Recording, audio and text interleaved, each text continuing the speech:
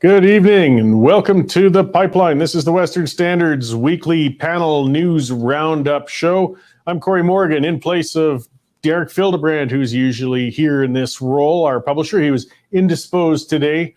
So rather than having Derek's presence, you're stuck with me hosting. And we do have our senior reporter, Melanie Risdon, sitting in for Derek today in a sense. Yes, hello. Welcome to The Pipeline again. Thank you. And as always, our news editor, Dave Naylor.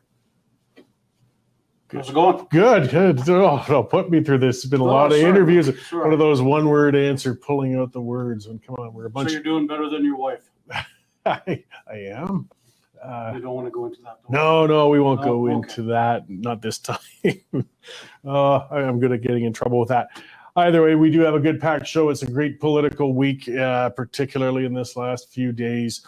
And we'll go into some of that. I guess we'll start by getting some of the housekeeping out of the way, though. This show's been doing great for, this is the flagship show. It's been over a year. We've been doing this one weekly. And look at our brand new studio. We are in our studio. So people who've watched this regularly might have noticed we've always been scrunched in quite close, knee to knee on those things. We've got room now to spread out. You guys don't have to smell the whatever I ate for lunch and things like that. We're much more comfortable and we can focus on the issues. So we are expanding and things are doing great. And that is thanks to our sponsors and our subscribers. Just reminding everybody, if you haven't taken out a subscription for the Western Standard yet, and thousands have, it's been fantastic, get on there, westernstandardonline.com, take out a subscription. This is how we stay independent. This is how we don't have to be controlled or told by the federal government or anybody else what we have to cover. We cover what's important. It's a free trial for 2 weeks. No risk. Take it on, and after 2 weeks, you can choose whether or not to continue. And for $10 a month, you will find it worth it. Almost everybody does. So maybe let's get into the news now and remind people of that news we write and why you can get those exclusive access to stories such as that. The big item today is the Gene Machine winning the by-election. Last night, Fort McMurray, Lac La Biche. Maybe I'll get you to frame all that up, Dave. Sure, the Gene Machine was in full power last night. By-election up there, Gene ran on a platform opposing Jason Kenney, said he would do his best to get rid of him while working from within caucus.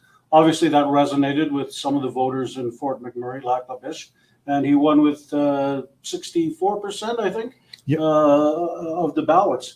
NDP candidate was well back, just about 19%. And Paul Hinman, the leader of the Wildrose, distant third, just about 11%.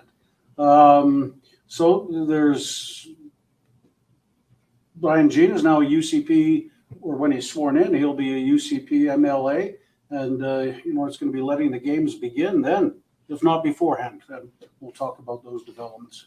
Yeah, well, and it'll be giving our newsroom some interesting copy to cover. So, Melanie, I mean, you can look forward to a new caucus member coming into the UCP, yet at the same time opposing his own party. I mean, what a crazed dynamic. I mean, something unique we got going on here. Yeah, I think what I found interesting was a tweet last night from Kenney welcoming him and congratulating him. I guess one would have to look at that and say, is Kenney sort of trying to say that the opposition that's going to be coming at him is not something he's concerned of, or is he, trying to save face? Don't know. Or is he just trying to not seem ungracious? That's true. That's right. Yeah. So, yeah, he is technically on the team. I see those grudging tweets that come out, and I'll go into one of my own favorite stories anyways, of one of my high and low points on Twitter when I got blocked by President Trump. That was back when Senator McCain had been diagnosed with terminal brain cancer, and everybody, they knew that Donald and McCain didn't have a good relationship. You figure, well, he's going to say something. He's got to say something. It was well into the evening, and he still had said nothing. He's been dominating the news. And suddenly you get this little terse tweet that just says, sorry to hear about your illness, Mr. Senator McCain. Melania and I have you in our thoughts. Get well soon. So, wow, I was in shock. And I just retweeted quickly, or I responded to it and said, get well soon. And so he doesn't have the flu, man. And I said, well, better late than never. And then all of a sudden I got blocked. Well, through the entire campaign, Cory, don't forget that Kenney never mentioned Gene once by name. No. Even the day of the election, or the by-election, he just referred to it as the UCP candidate. Didn't mention him at all. And he says, well, I hope the UCP candidate wins. So, I mean, he probably had less sleep than anybody else in Alberta last night, tossing and turning about what he's going to do. Well, that's it. And that's what I mean about those grudging, you got to go through the forms. We're supposedly on the same team now. We're working together, but it's forced. I mean, it's not to be a fly on the wall in the first caucus meeting when Brian Jean is there is going to be Very interesting. Yeah. Well, and especially when he's his hashtag in the tweet is renew the UCP. It's sort of telling which direction he's going, right? In his victory speech, he made it very clear, Kenney must go. All right, so he's not being conciliatory in any way. It's just what an awkward situation that's got to be in. It'd be like us going to a staff meeting and there's one member who's been demanding your resignation all the way through, and you still have to try and work cooperatively throughout it. Boy, it's going to be. Other people have problems too, Cory. What do you think the NDP result will mean for them? Oh, that's another one. And that was a disappointment. I mean, the NDP, 18.5%. They were at 30% in 2015 up in there and about 24%. So this was a decline. I mean, a by-election should be an opportunity, even if it wasn't winnable, to show we're gaining ground, we're the government waiting, we're coming up there. And yeah, Melanie, like that didn't develop at all. Yeah, I was actually quite surprised with the low votership for the NDP as well, considering what you had mentioned about what they were polling at before. Even just the support rurally in some of the more rural areas, northern Alberta, you would have thought that they would have performed a little bit better in this election, but maybe it's a foreshadow of where things are going. Who knows? The NDP is polling very well in the big cities. Calgary and Edmonton, they're dominating. Yeah, no, they're not dead in the water by any means, but this would have been an indication to be able to show some momentum, some forward momentum. Even if they weren't winning, if you've gained a little on the last time, it's showing you're moving ahead. But moving back, that's never a good sign. Maybe we'll get on to the other person who had a hard time in that by-election as well. But first, I'll talk about one of our sponsors. One of the other reasons we maintain ourselves as an independent outlet here. We got to pay our bills. Like the CBC, they pay their bills with our money. We don't. And we've got some great sponsors, and one of them is the Canadian Shooting Sports Association. And those guys, we talk about them every week. They are a great sponsor, and they're a great organization. If you own firearms, if you're looking to own firearms, I mean, the name says it all. It's an association of firearm owners for the safe, responsible, legal use of firearms. It's got all sorts of resources, whether you want to collect or target shoot or hunt, it's up to you. Go there. They've got videos online. They've got links to things like firearm shows. And then again, most importantly, they are standing up for your rights. They are pushing back. They have 3 different legal challenges against the Liberal government on behalf of firearm owners, because the Liberals keep recategorizing firearms and slowly but surely are illegalizing everything we've got, turning legal firearms owners into illegal ones, taking them away. These guys are pushing back in the courts because somebody has to, and you got to stand up for yourself. So check them out. Canadian Shooting Sports Association. Take out a membership with them. Help them with these legal challenges so you can keep enjoying and safely maintaining firearms. So after that, yes, the next person in the race was Paul Hinman. What do you think, Dave? Absolutely disastrous for Paul. He had spent months up in the riding, months and months and months, door knocking, putting up signs. I mean, in fairness, he put his all into it, but disastrous results, 11%. I talked to him before earlier last week. He said he thought might get around 35%. And if he got that number, he was hoping a vote split between the NDP and the UCP may enable him to, just sort of slip up the middle. But he fell far short, and it didn't take long for party brass to get involved. The president of WIP put out a statement announcing an immediate investigation into Hinman's leadership and his actions in the election. Rick Northey, the president, noted that Hinman inserted himself basically into the race. He says, "I'm the leader. I'm going to take it." Excuse me. And Northey said, perhaps a local candidate would have done better. So there's going to be some dissensions in the ranks, certainly for the UCP. Well, for the Wildrose Independence Wildrose, Party. Yeah, so I mean, again, comes to that unity. Eh? Melanie, like there's something with the Conservatives that keeps you writing. You must almost get tired of writing infighting stories about conservative-leaning parties, but it just is an ongoing issue. Well, what I was quite surprised with is seeing, over the last few weeks, there's been a lot of talk of the growing support for the notion of independence out west. And so, there's been polls that have been done that showed that interest is growing. And I would have thought you would have seen that in this election, personally. Yeah, other polls have given the whip 15 to 20%, 18%, and their Hinman fell far below that. So I think he's in big trouble, Cory. He could be. I mean, it was a difficult gamble politically. As you said before, too, I don't know how many resources they had up there to begin with. Or, I mean, a local candidate will do better if you got a strong local candidate, but I don't know who they might have had. And one thing I do know with Paul is he's a tireless campaigner. I mean, he just hammered on it. If it had been a weak Wildrose Independence Party candidate, they might have been down in that 5%, 4% level like the Liberals as well. I mean, it's always interpretation after, and that's what the party's going to be studying, though, whether they could have done better. And that was the gamble Paul took. I mean, if you're a leader and you don't run in it, you can kind of keep some distance, and if it does poorly, it's sort of slough it off and make your excuses. But he put his own name on the line on this. And there were a few other parties that may want to consider just folding up their tents entirely. Yeah, well, the Alberta Party, I do love poking at them.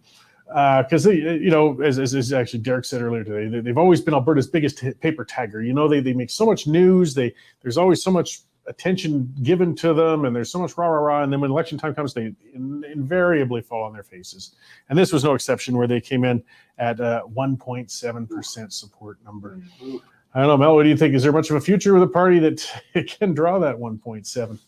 Well, I mean, clearly that's indicative of perhaps even an awareness issue, perhaps, I think too, with Wildrose, you have to sort of wonder, and perhaps there's been enough time separating the Wildrose Independence Party from the original Wildrose, clearly.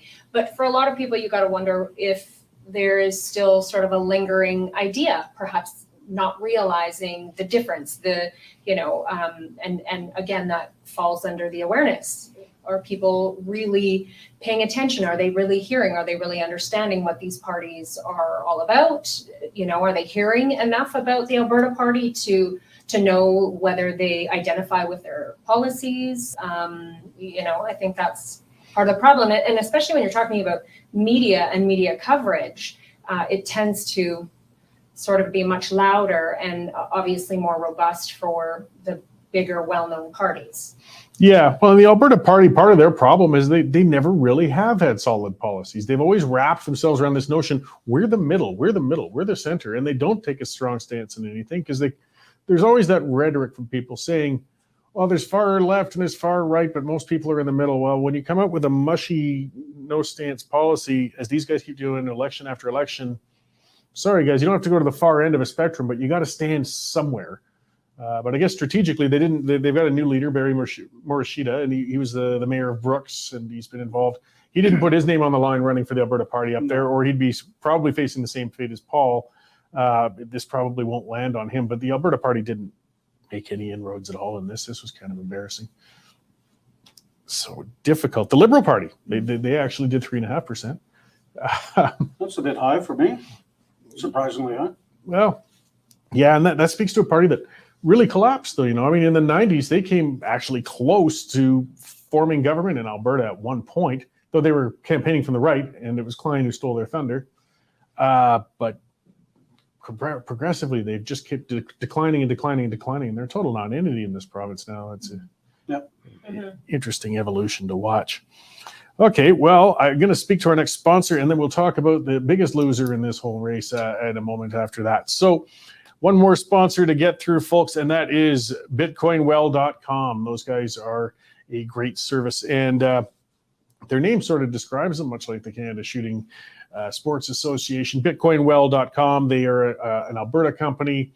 They're throughout Western Canada, though. They give one-on-one service, help bring you into the world of digital currencies. They're the middleman in a sense, I guess you could say. They never handle your Bitcoin should you choose to buy it. They facilitate the process, and that's something they're always clear about. You They're non-custodial. You control your funds because people worry about that. Digital currencies, it's new, it's scary, and it's your money. You worked hard for it. These guys they show you step-by-step how to get involved, or maybe it's not for you, but you can learn from them. They have their Bitcoin Academy online to teach you through it, walk you through it. And corporate plans like we have around here. You can set it up with your company. It's voluntary. Employees can opt into the program, have a little bit of your paycheck go into a Bitcoin wallet every month, and the employer matches it for a bit. I should check mine. I may be rich. You could be. I've had it for a couple of weeks now. It must be. Maybe you don't even need to be here now. Yeah, I'm going. But either way, there are a lot of neat options, and ways to diversify your portfolio, even if it's a modest one like mine, contrary to those online reports of my wealth that I wish were true. So Bitcoinwell.com, check them out. They're a great sponsor and they're a great service, and they're a Western company, which is my favorite kind of company. Now, the loser from last night, though I don't think there was any scenario where he could win. What do you think, Dave? What do we got? I think it's panic stations for Jason Kenney. Things started to deteriorate even further last week when the UCP brass disqualified two very qualified candidates from nomination attempts in ridings that were controlled by Kenney loyalists. Then they took it a step further this week when an email was sent out to all of Kenney's staffers and all ministerial staffers that, hey, they need to give up a couple days of their week this week and go on unpaid leave and do some phoning around. That just shows you the level of desperation they're at now when we're only 3 weeks away from the April 9th leadership review in Red Deer. I had a good story this afternoon, an exclusive one. I spoke with a senior UCP staffer, been with the party forever. He says it's, morale is lower than a snake's belly in a wagon rut. They've been asked to take a 7% wage rollback, and then they're told this week they have to give up 3 days' pay. He says it was a slap in the face, quote unquote. He says the party was looking for 100 of these staff to show up on the weekends for 12 hours on the weekend, working the phones. They expected to get 100 people signed up. Right now, they've only got 30. So he says that bureaucrats, we'll call them, they just have no faith in the Kenney government winning. He also added that he had no faith in Brian Jean's winning. But the source did say there's many qualified candidates that are cabinet ministers. He doesn't give. He said right now it's a coin toss, 50-50. He expects the panic station action of Kenney, who's also a master organizer, to get to work in the next 3 weeks, and he expects Kenney to squeak by with a 55%, 60%. And if Kenney decides to stay, this source predicts exodus of floor crossing. People to sit with as independent party members, and I'm sure Brian Jean will be in caucus encouraging everybody to do that. I mean, he may end up being the shortest serving UCP MLA ever if he decides to cross the floor. Well, yeah, that's an interesting aspect. Like, Kenney has been on the record of saying 50% plus one would be enough for him, but we know realistically that wouldn't. Maybe Mel, what number do you think would be high enough that Jason Kenney could comfortably stay on as the leader? Well, I think 50 plus one doesn't give you effective leadership. I think you would want to see probably higher than 60, 60, 65%, where you can sort of expect that the majority of the people in the room are with you.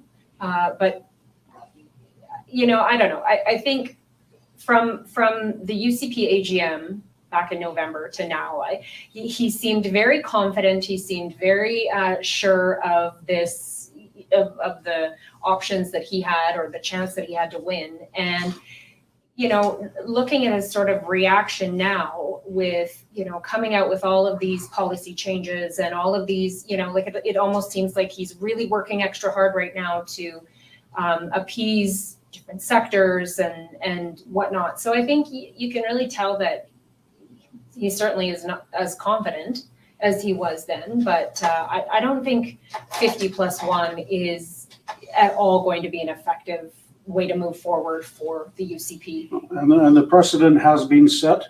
Ralph Klein, Ed Stelmach, they went with mid-70s. Well, that's it. Like with a functional party at a leadership review, usually it's like 90%. Like you're just going through the motions and the room says, yeah, we love our leader, goodbye, and we'll move on to the next subject. What did Bernier get, like 98%? Yeah, something like that. And, to get to what Mel's talking about, Kenney has benefited from the Russian invasion of the Ukraine and skyrocketing oil prices. He's got so much cash coming into the treasury now, he doesn't know what to do with it. That's why he's holding daily press conferences, giving away millions of dollars.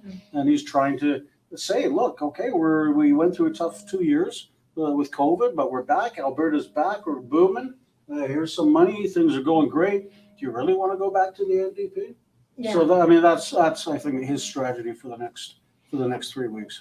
Well, that gets on to the question, though. Let's say he pulls it off. Let's say he gets 60%. What happens then? As you said, a mass exodus. What do you think, Melanie? I mean, we've talked to a number of some pretty discontent MLAs who've already kind of drawn their lines in the sand. I think they're already there. They're still only there because this race is looming. But once it's passed, no matter what happens, there's going to be some reckoning. Yeah, I would agree with. I think you're right. When it comes, like there are hardliners, I think that have really come out and shown so much disapproval that I think really the only thing that stopped a lot of people from making decisions right now is the fact that there is this leadership review coming up. So again, they're just holding on to see what comes. But then I think if he does hold on to leadership, I think we're going to see a massive shift. I think talking to Brian Jean at the AGM last year, he thinks once he gets into caucus, he can be the unplugging of the corkscrew, so to speak, where all it'll take is a little bit. MLAs will see that there's no way Kenney can let them keep their jobs, which obviously is very important to them. And then all of a sudden, the water in the bottle will overflow. That's what Jean's hoping. Again, you just can't count Kenney out of anything. He's a master politician. He is, but he's really been failing in this role, hasn't he? You know, at the AGM, I mean, he lost a pretty critical vote there that would have avoided even a leadership election in the first place. He might be a little overestimated on some of these things. And the other thing to keep in mind after that, and say he survives, and Brian Jean is in there, and some of these discontent MLAs, to form official party status in Alberta, all you need, I believe, is it's 3 or 4 sitting MLAs to get together. And now you've officially got official status. If 15 of them, which I think is well within possibility, say we're out and we're forming our own side party and caucus. Well, they only really need 2. There's already 2 independents. 2 others get fed up. They can quickly join the independents and bang, official party status. They get all the research money. And then others may, it takes one. As soon as one goes, others may, if they feel the same way, get the courage and do it. Yeah, I'm sure there's a lot of kind of behind closed doors conversations that are happening in the next 3 weeks as to people's. Oh, yeah. And as said, we're going to see some political machinations, and we're seeing some panic. I mean, to tap your staffers like that, to say, come on in and arm twist. And I talked a little bit about that on the show. That's very dicey, dangerous territory to get to. These are Government of Alberta employees. And if it seems like you're strong arming them into political activity, I mean, he's already got enough issues with past legal challenges with a number of actions in the past. They could really get in the soup if they do not very carefully cross their T's and dot their I's on utilizing those guys on a partisan endeavor. You know what? It's going to be a great time to be alive the next 3 weeks for us. Alberta politics. Hey, they are our best friend. They are not boring politics, whatever they might be. And I mean, nobody's going to. Yeah, but news never ends these days. No, and it's only going to get more hysteric, I think, as we get closer to that race. Well, I think we've covered what's up for this week. Thank you guys all for tuning in. Thank you, Melanie and Dave, for putting up with this substitute host today. And you do kind of better than Derek. Geez. He probably won't watch anyway. So if he's not on, he doesn't watch. Yeah. So thank you all for tuning in, and we will see you all next week on The Pipeline. Or if you're triggered with Cory Morgan Watcher, I'll see you guys tomorrow morning at 11:30.